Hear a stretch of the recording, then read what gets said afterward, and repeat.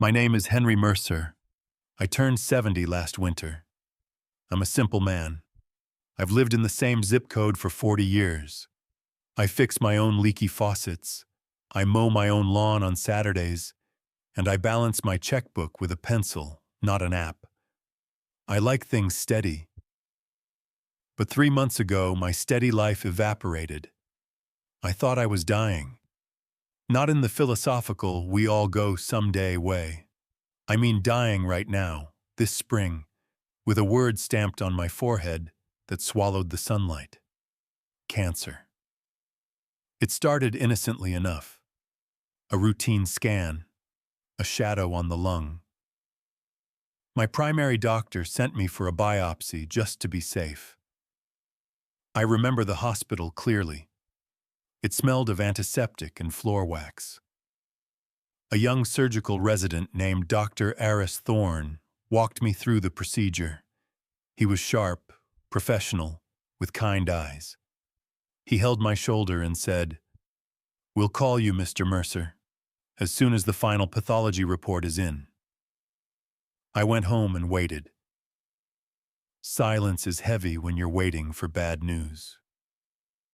Since my wife passed 5 years ago, this house has been too quiet. But that week, the silence felt like a predator. 7 days later, my doorbell rang. It was my son, Lucas, and his wife, Chloe. Lucas is my only boy. We raised him to stand on his own 2 feet, but lately he's been leaning. Failed startups, bad loans, friends who disappeared when the money ran out. I've bailed him out more times than I care to admit because, well, he's my son. Guilt is a powerful currency. But that day, Lucas didn't look like a failed businessman. He looked like a broken child. His eyes were red. He was shaking. Chloe stood next to him. She didn't look sad. She looked efficient. That smooth, practiced face she uses when she's trying to return an item without a receipt. They sat at my kitchen table. Lucas placed a slim gray folder between us. "Dad," he choked out. "The hospital. They couldn't reach you. Your voicemail was full." "They called you?" I asked. "We're your emergency contacts," Chloe said softly. "We picked up the report this morning." Lucas opened the folder. He didn't hand it to me immediately. He hesitated, like he was protecting me from a bullet. Then he slid the paper across the wood. I don't wear reading glasses for show. I put them on. The words were big, ugly, and black. Diagnosis: malignant. Stage: aggressive. Recommendation: immediate palliative chemotherapy. The room spun. The air left my lungs. "Malignant," I whispered. The word tasted like ash. "They wanted to admit you today," Chloe said, placing her hand on my arm. Her hand was cold. "But we said no. We know how much you hate hospitals, Henry. We know you want to be home." "Home?" I asked. "But I need treatment." "We found a program," Lucas said, rushing the words now. "A private concierge service. High-end home care. They administer the chemo right here in your living room. Fewer germs, no waiting rooms. It's safer for someone your age." I looked at the paper. I looked at my son's tear-stained face. I knew hospitals. I knew the bills would eat my savings. I knew I didn't want to die in a sterile room surrounded by strangers. If my son, my boy who had messed up so many things, had finally done something right to save me, who was I to argue? "Okay," I said. My voice sounded small. "Okay." They moved fast, too fast. The next afternoon, a van pulled up. A woman got out, She was introduced as Nurse Brenda. She didn't wear scrubs. She wore a sharp business suit with a lab coat over it. She carried a rolling suitcase and a pole. "You're a lucky man, Mr. Mercer," she said, hanging a clear bag of fluid on the hook. "Most people have to fight for this level of care." She found a vein in my arm. She was rough. "You might feel sleepy," she chirped. "That's the medicine working." 10 minutes after that cold liquid hit my blood, the world tilted. It wasn't a normal sleepiness. It was a heavy, suffocating blanket. My tongue felt too big for my mouth. My limbs felt like they were made of wet sand. I tried to ask a question. What is in? Shh, Chloe said, stroking my hair. "Just let go, Henry." Lucas took my old flip phone off the table. "You don't need this buzzing, Dad," he said. "We got you a new one. A smartphone. Easier to track your vitals. We'll handle the doctors." I wanted to reach for my old phone. I wanted to say no, but my arm wouldn't move. The darkness swallowed me whole. And the last thing I saw was Chloe checking her watch. For 3 weeks, I ceased to be a person. I became a piece of furniture in my own house. The chemo sessions were 3 times a week. Every time Nurse Brenda arrived, my stomach would knot. Not because of cancer, but because of the needle. The days blurred. Monday melted into Thursday. My mouth tasted constantly of metallic pennies. My head throbbed with a dull, chemical ache. I lost 10 pounds because I couldn't lift a fork. I stopped driving. I stopped watching the news. I stopped thinking. Whenever I had a moment of clarity, Chloe was there. "You're doing great," she'd say, putting a pen in my hand. "Just sign this insurance form, Henry. We need to authorize the next batch of medicine." My handwriting was a scrawl. I didn't read the papers. I couldn't focus on the letters. They danced on the page. I was disappearing. And I accepted it. Then came the Tuesday that changed everything. It was a small thing. A mistake in their perfect plan. Nurse Brenda called in sick. No treatment that morning. By 11 a.m., the fog in my brain lifted just a fraction. It was like a window cracking open in a smoke-filled room. I looked around my living room. It was dusty. The plants were dead. I felt a sudden, irrational urge to go to the bank. I didn't know why. I just needed to see my own money, to know I still had control over something. Lucas was out getting lunch. Chloe was in the shower. I put on my coat. I grabbed the car keys from the bowl. My hand was shaking, but I held on to them. The cold air outside hit me like a slap. It smelled of rain and exhaust. It smelled like life. I got into my 2010 sedan. It started with a rumble I had missed. I backed out of the driveway. I meant to turn left toward the bank, but my hands turned the wheel right. It wasn't a conscious decision. It was a gut instinct. A deep, primal alarm bell ringing in the back of my lizard brain. "Go to the source," a voice whispered. I drove to the hospital. The drive was terrifying. Cars seemed to be moving too fast. Horns sounded aggressive. I was sweating, gripping the wheel, fighting the remnants of the sedatives in my blood. I stumbled into the oncology wing. I leaned against the reception desk, gasping for air. "Can I help you, sir?" the receptionist asked. I need to see Dr. Thorne," I wheezed. "Do you have an appointment?" "No, I have cancer," I said. "And I'm confused." I was turning away toward the elevators when I heard steps behind me. "Mr. Mercer?" I turned. It was Dr. Aris Thorne. He looked older than I remembered. Or maybe I just looked older. He frowned, looking at my gray skin, my shaking hands. "We were worried," he said. "You missed your follow-up. We called every day. The number we have, it's disconnected." "I've been doing the chemo at home," I said, reciting the line Lucas taught me. "The private program, for seniors, to avoid germs." Dr. Thorne froze. The color drained from his face. He looked at the receptionist, then back at me.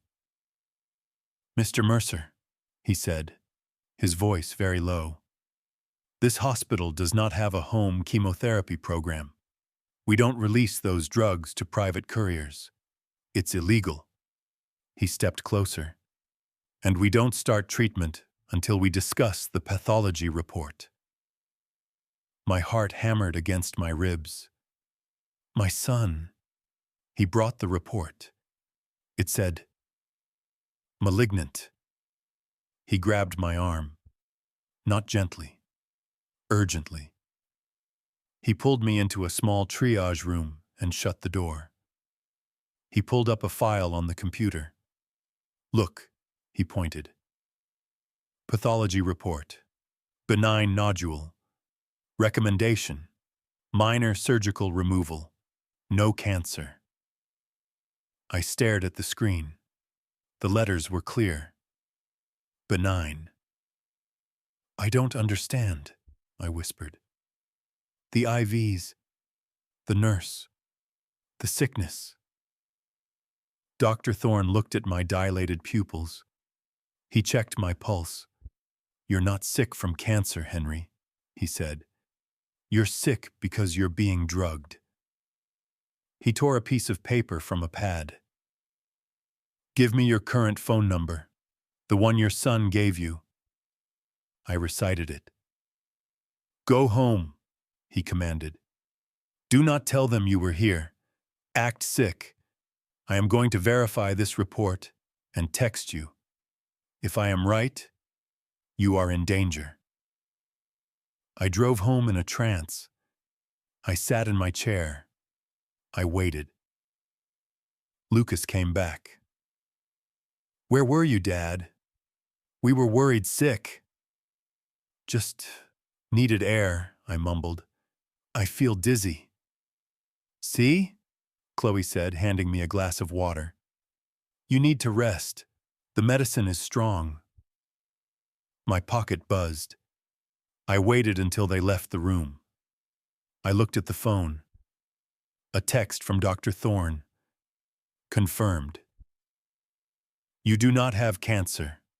The biopsy was clean. Do not sign anything. Come in tomorrow at 8 a.m.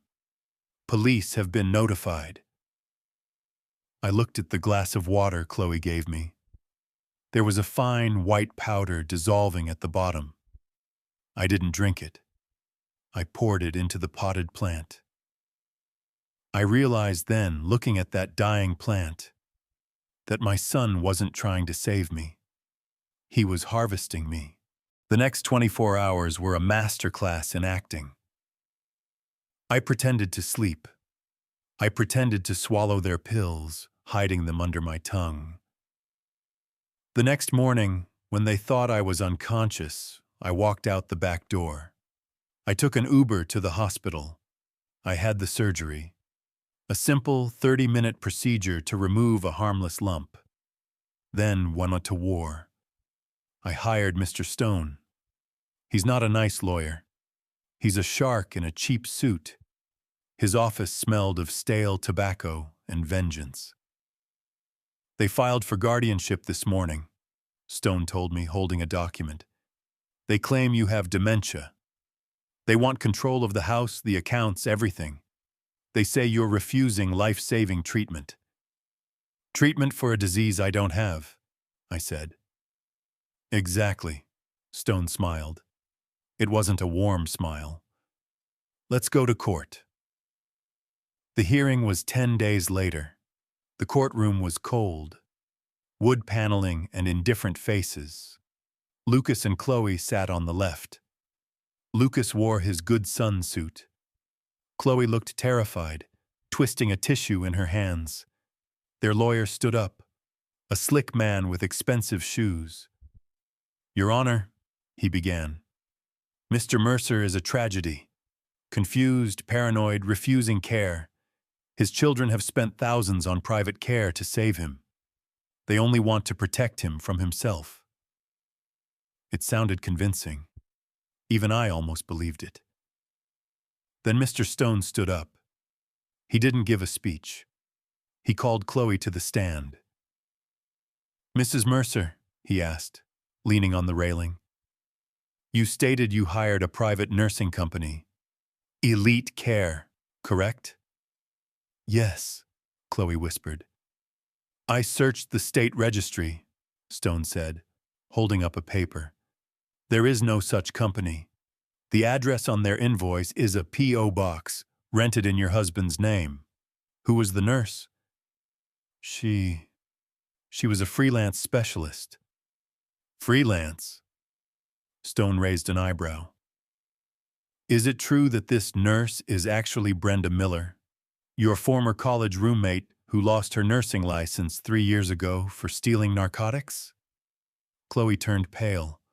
She looked at Lucas. Lucas looked at the floor. "Second question," Stone continued, pacing. "Who told my client he had cancer?"